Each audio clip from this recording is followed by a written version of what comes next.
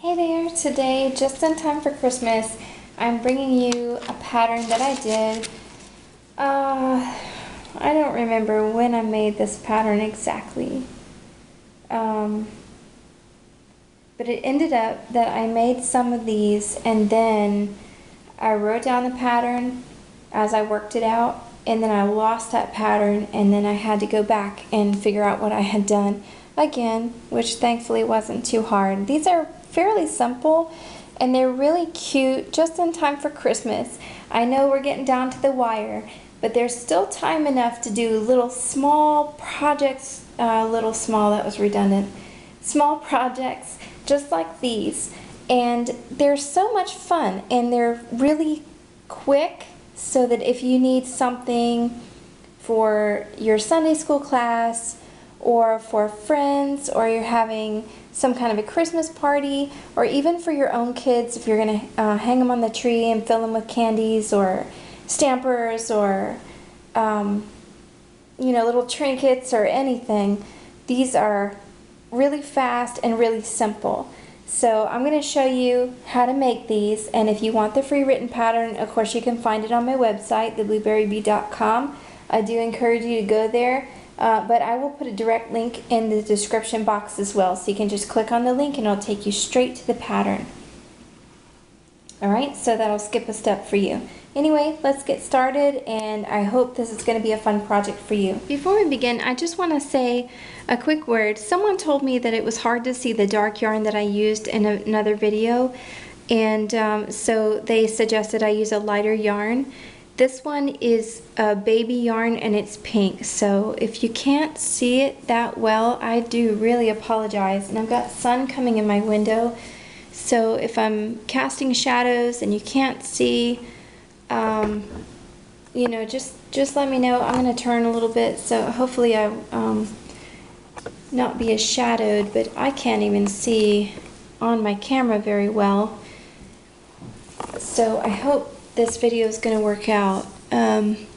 Basically, there are two ways to start the stocking. You can start with a magic ring, or you can start by chaining. So I'm going to show you both ways. Really just a really loose slip knot. So you're going to hold on to the tail, and then from the ball end, you're going to wrap that around. And then you're going to grab with your hook a little loop and pull that through.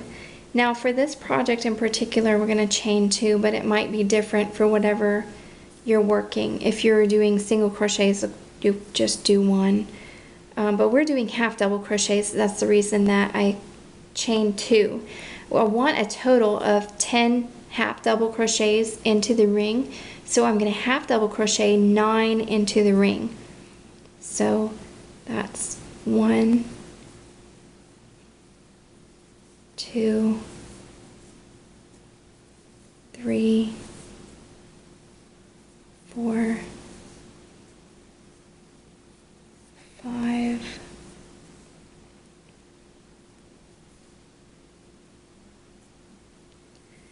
6, 7, 8, 9. Okay, and then so we have double crocheted 9, but that beginning chain 2 counts for 1. So now you're just going to pull this tail and cinch up that circle. So see how nicely that pulls in. Okay, now in the top of the chain 2, that's right here, this is the first chain, second chain. So we're going to join right here with a slip stitch. So just of course go in, and I'm assuming you already know this, but if you don't, a slip stitch is you just go in, you already have this loop on there, then you're going to go through here, grab your tail of yarn and pull through and through, and this is the tail coming off the ball, not the tail that you began with. Okay, so if I was confusing on that. Alright, so that's how you do it with a magic ring. The second way to go about this is to, of course, chain. So anytime you chain in crochet, you know you're going to begin with a slip knot, which is basically the same thing we just did with the magic loop, only this time when you pull that through, you're going to pull it tight. Not so tight, but you know, it's not super tight, but you do pull it, and then you're just going to bring it up to the hook, and so that it moves freely on the hook. It's not like tight and you're dragging it along. Okay, so now after you start with your slip knot for this particular pattern, you're gonna chain 3. 1, 2, 3, and the reason is you need the 3 chains because this chain of 2 here counts as 1 half double crochet, and then this is going to act like the magic ring that we did, or magic loop, or magic circle, or whatever you call it. You're going to work your other half double crochets into this very first chain that you made. So with that said, we're going to go ahead and we're going to work 9 half double crochets into this chain, the very first one that we made, or what some would say the last chain from the hook. Okay, so that's 1, 2, 3, 4, 5, 6, 7, 8, 9, and just like we did when we finished with the magic ring, we are going to pull that tail, and you might notice that this tail doesn't pull tightly, and that's one reason that I prefer to use the magic ring, because you'll notice it doesn't leave the center open like this, so that it's more closed. You can pull it a lot tighter. So that's why sometimes I like this fine, and sometimes I prefer the magic ring, especially if I need to cinch that hole up, depending on what I'm making. Okay, so now that we're done with our 9 half double crochets, remember this chain 2 right here. This is the first one and this is the second. So we're going to work a slip stitch into this top of this chain 2 that we made.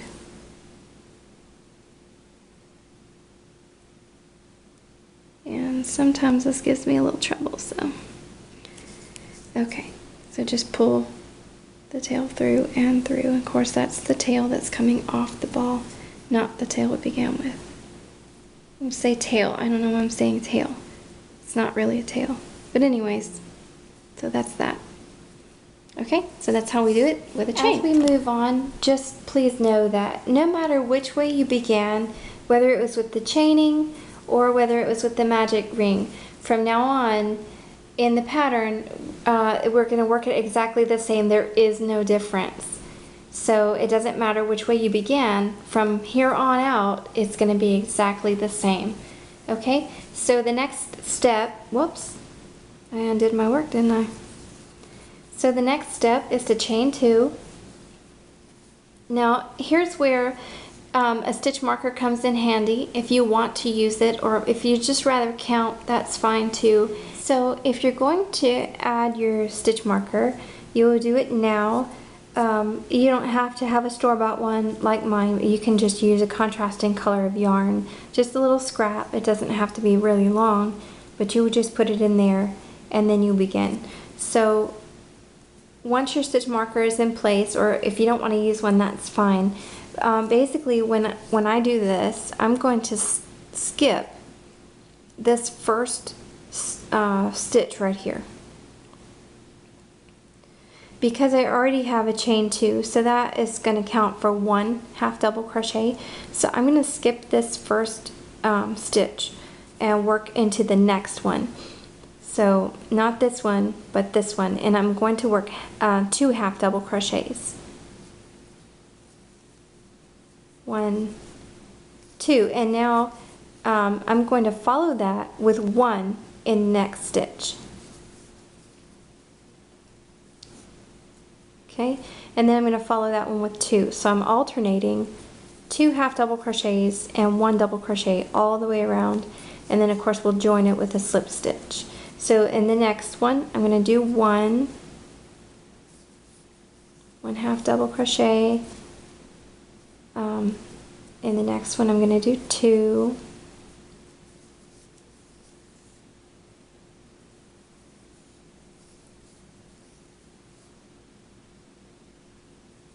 In the next one, 1. And you want to keep kind of a medium tension. You don't want it real tight, or else it'll make a little bowl out of it, which unfortunately is my tendency when I'm doing these little projects like this one. I tend to keep my tension too tight. And this one we're gonna do 2. Okay, so you should end up with 2 because we started with 1, which was this chain. So now we're going to join to the top of this chain 2. So this was our first loop on the chain, and this is the second. So we're going to go into the second. Okay, and of course this lets you know where you began.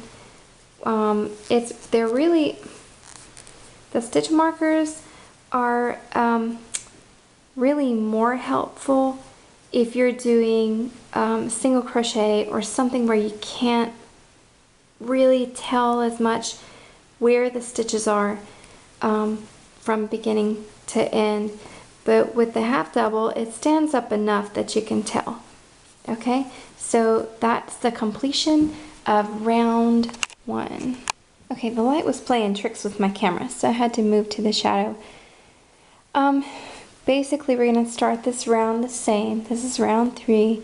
We're going to begin with a chain 2, and then we're going to skip this very first stitch and work into the next. Okay, so this being the first that's right beside it. Where's that? Right there. We're going to work 2 into the next stitch. 2 half doubles. It's half doubles all the way around. And we're going to alternate, of course, 2 and then 1. So there's 1 in the next one, 2 in the next one.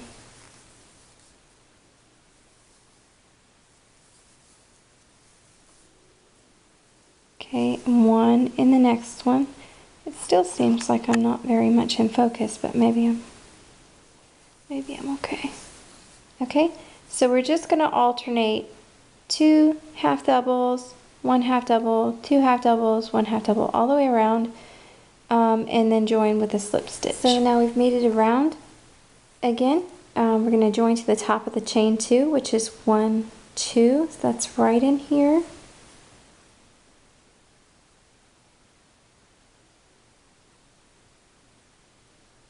Just with a slip stitch. Okay, so that was the end of round 3. Now we're going to do 2 more rounds just like that, and I'll meet you back here. Okay, so now we've made it back around, and we're going to go join to the top of that chain 2 with a slip stitch.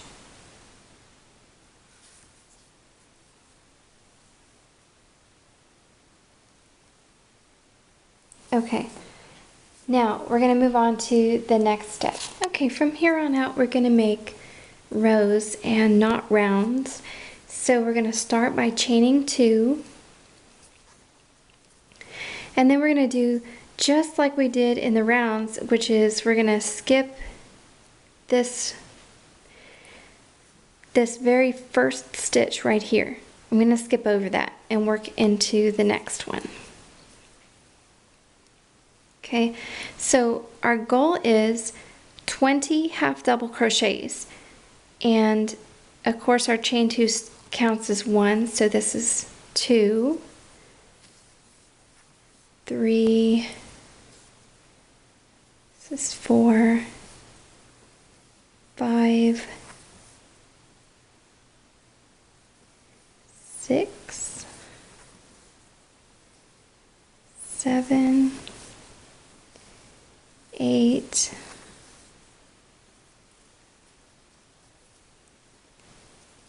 9. Let me quickly join on some more pink.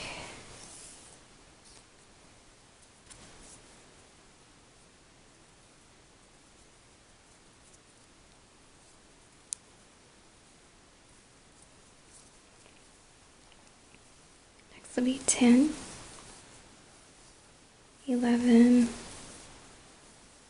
this is 12,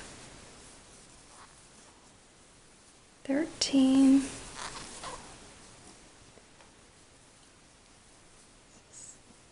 14, 15,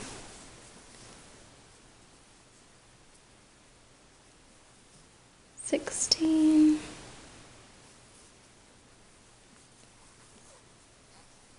17, 18, 19, 20. Okay, and if at any point you lose your count, of course you can always go back and count. Now, some people will count the posts, which is the actual stitch itself, so that'd be 1, 2, 3, 4, and so on. And some people will turn it up on its end like this and count the little V's. So this is 1, 2, 3, 4, 5, 6, 7, 8, 9, 10, 11, 12, 13, 14, 15, 16, 17, 18, and it looks like I only have 19, but I think I failed to count. I did. Failed to count the top of that chain 2, so that's 1 right here, 2, 3, 4, 5, 6, 7, 8, 9, 10, 11, 12, 13, 14, 15, 16, 17, 18, 19, 20. So we got all our 20. Now we're going to turn. We're going to chain 2, and we're going to make 1 half double crochet into each stitch across. Okay, and so what we want is to end up with, let's see, 5 rows. So we need 4 more rows exactly like this. So we're going to work 1 half double crochet in each stitch across, and then we're going to turn and chain 2 and work back across in each stitch, and then chain 2 and work back across until we have a total of 5. I'll show you on this row, and then I will let you do the rest by yourself, and then I'll show you the next step after that. So of course we're going to skip this very first stitch because this counts for 1. So we're going to work into the next one, just 1 half double crochet in each stitch across. So if you want to count as you go, you certainly may, but since the half double crochet is a lot taller than just a single crochet, you'll easily tell where you need to stop.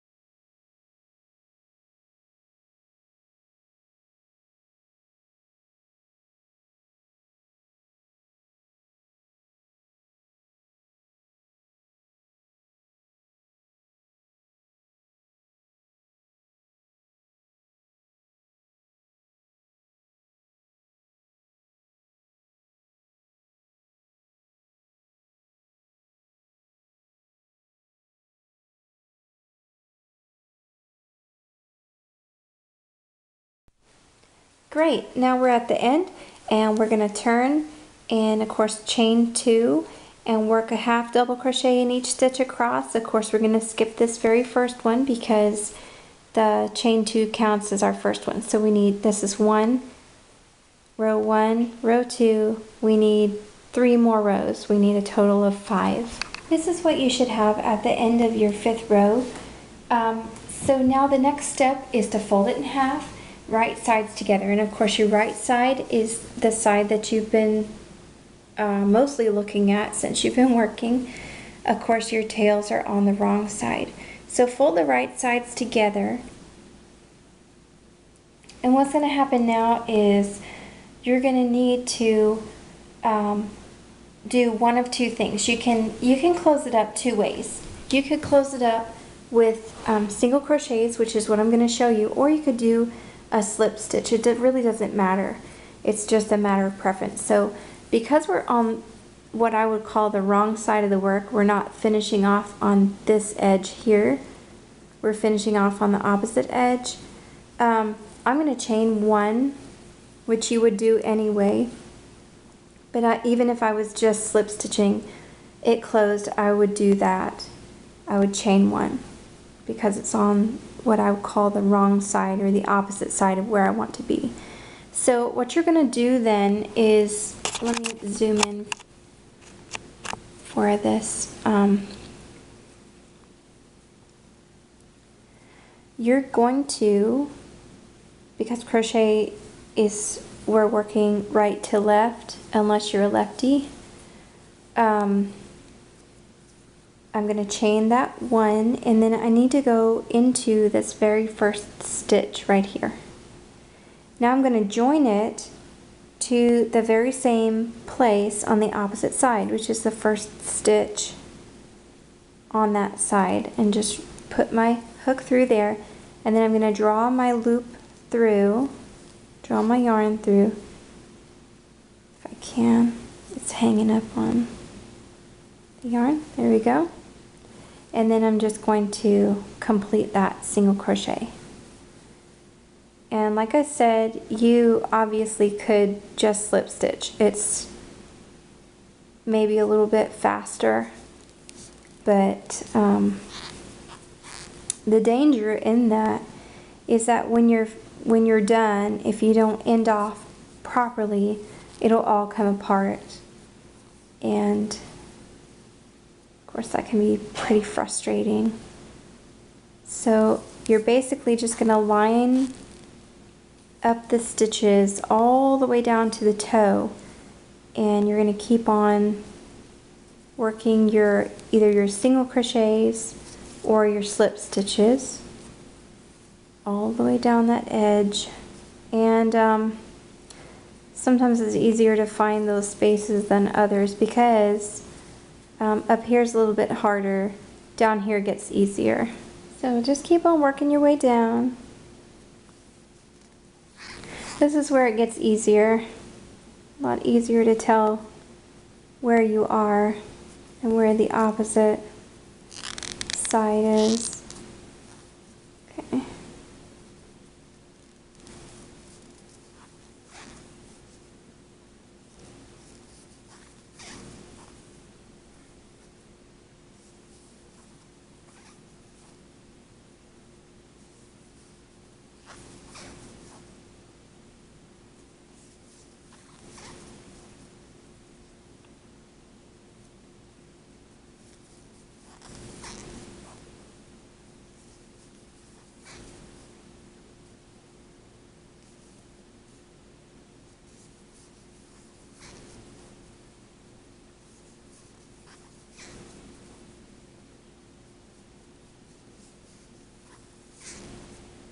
Okay, now we're down to the toe, so I'm just going to end off like I would do in any other project. I chain one, and now I'm going to clip the tail.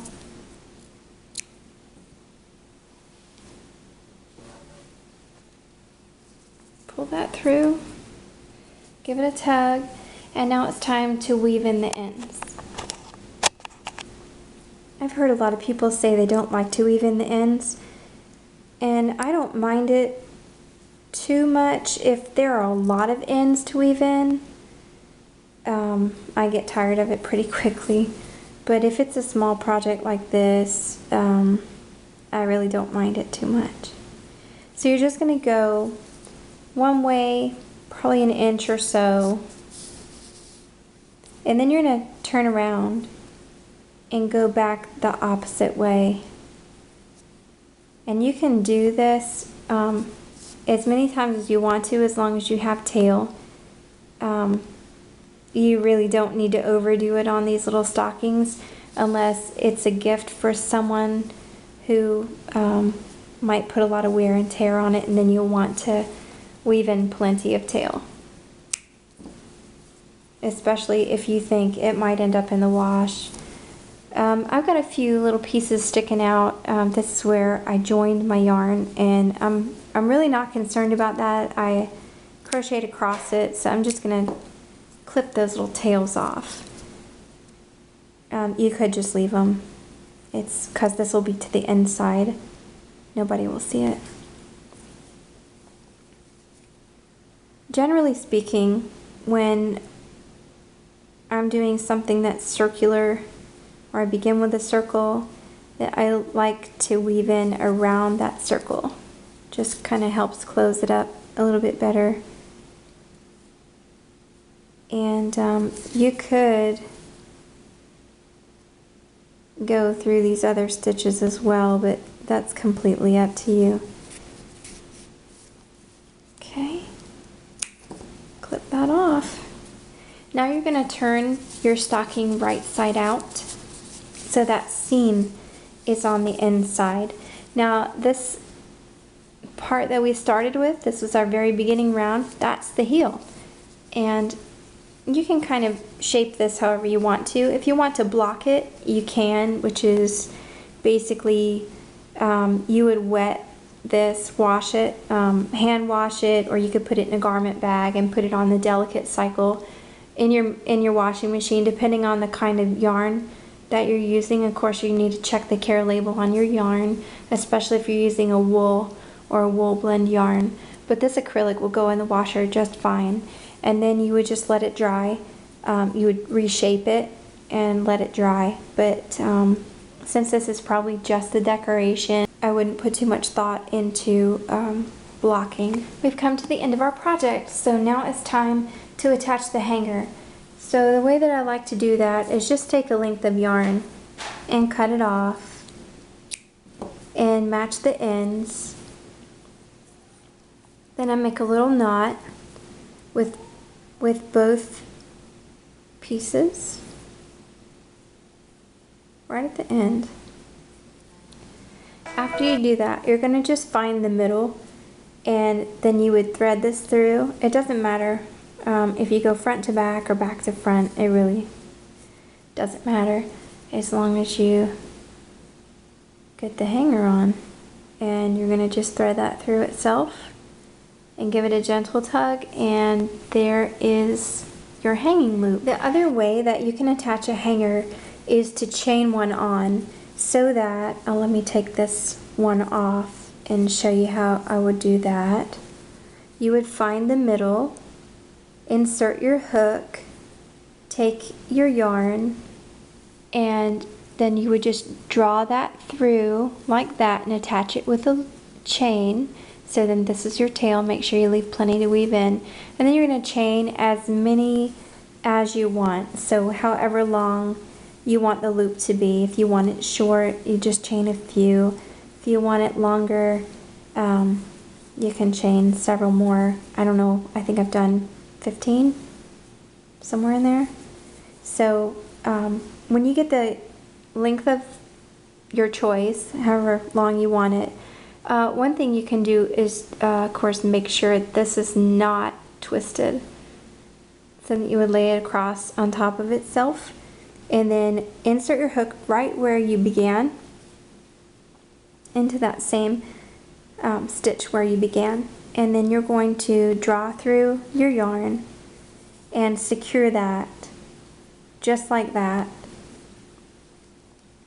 However, we're not done because we need to secure this now, and so then we'll chain one just like any other time that we end off. Clip your tail, pull that through, give it a little tug, and now you have a hanger on there, a chained hanger, and that gives a cute look as well. So then all that's left to do is weave in the ends. Thanks for watching. Don't forget to like and subscribe if you're inclined to. I hope you have a very Merry Christmas and a happy, healthy New Year. Bye.